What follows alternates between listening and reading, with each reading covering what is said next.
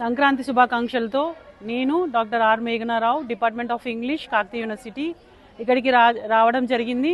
మమ్మల్ని వరలక్ష్మి మేడం గారు జడ్జిలాగా పిలిచారు. సో ఇక్కడ రంగురంగుల ముగ్గులన్నీ కూడా విద్యార్థులు వేశారు సంక్రాంతి సందర్భంగా. సో అందువల్ల మేము పోటీలని అల్లరించడానికి, ఆకర్షించడానికి మా ముందు ఇంత మంచి ముగ్గులు ఉండగా చూసి వాళ్ళకి బహుమతులు ప్రదానం చేయాలని వచ్చాము.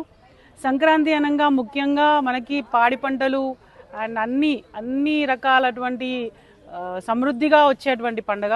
సో మనము వాటన్నిటిని ఇంటి నిండా నింపుకొని చాలా ఉల్లాసంగా, ఉత్సాహంగా డబ్బులు, పాడి పంటలు, ధాన్యాలు అన్నీ కూడా ఇంటి నిండా ఉంటాయి. కాబట్టి సంతోషంగా రెండు తెలుగు రాష్ట్రాలు కూడా, తెలంగాణ అండ్ ఆంధ్ర, రెండు తెలుగు రాష్ట్రాలు కూడా ఇంటి నిండా ధాన్యాలతో, చేతి నిండా డబ్బులతో హ్యాపీగా ఉండి కొత్త బట్టలు కొనుక్కొని 3 రోజులు అద్భుతంగా పండుగను జరుపుకుంటారు.